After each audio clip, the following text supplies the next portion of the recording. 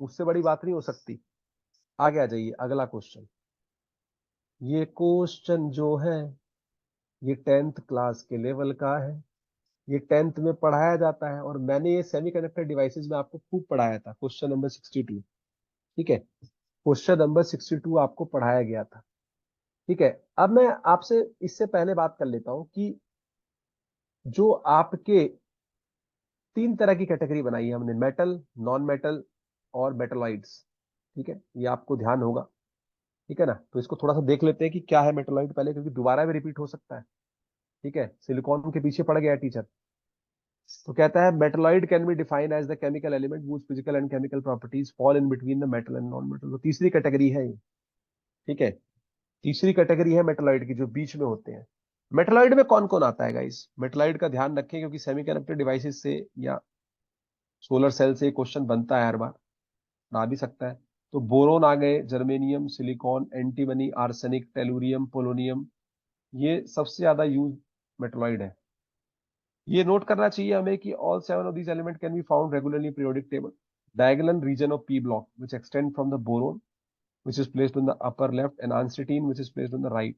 Some periodic table are dividing line between the metal and non-metal below this line called metalloid.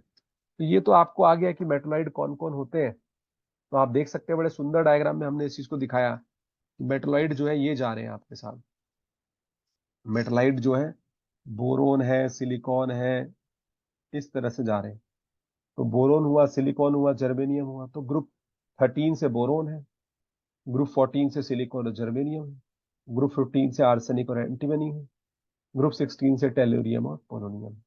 तो ये ध्यान रखना है कि ये वो रीजन है जो सारे मेटलॉइड है आपके यहाँ पे है। ठीक है, ये ध्यान रखना है आप। ठीक है, ये मेटलॉइड रीजन है आप। ठीक है ना, तो ये सारे मेटलॉइड है। ठीक है, ये सारे मेटलॉइड है। हाँ, बैंड गैप में भी मेटलॉइड यूज होता है। वैसे तो ये क्वेश्चन वैसे ही जज हो जाता है, ये 10th क्लास का क्वेश्चन है, 10th का बच्चा भी इसको करेक्ट कर देगा। तो यहाँ पे आपको दिख रहा है कि आपसे क्वेश्चन में क्या पूछता है, क्वेश्चन नंबर 62। ठीक है, कहता है which of the following metal fall in the category of metalloid in the periodic table.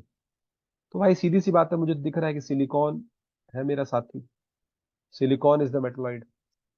ठीक है, तो सिलिकॉन का नाम सबसे ऊपर हो जाएगा, क्योंकि सोलर सेल बनाने में भी यूज होता है। ठीक है, तो silicon is the correct answer. तो silicon is a perfect example of metalloid. आपको दिया भी हुआ है इसके अंदर ग्रुप 14 से, यहाँ पे देख भी सकते हैं, सिलिकॉन आपको दिख रहा होगा, ये रहा, यहाँ पे सिलिकॉन आपका है। ठीक है, तो करेक्ट आंसर जो आपका सिलिकॉन हो जाएगा। ये बहुत इजी क्वेश्चन है, सिलिकॉन से पहले भी कंसेक्यूटिवली क्वेश्चन आते रहे हैं, पूछने का बस तरीका बदल जाता है। तो सिलिकॉन ही है जो मेटलॉइड है यहाँ पे। ठीक है, बाकी नहीं है। क्या ये क्लियर है? क्वेश्चन नंबर 62 क्लियर है? सारी information we people have worked for, you cannot imagine, like a lot of days, a lot of hour have gone to compile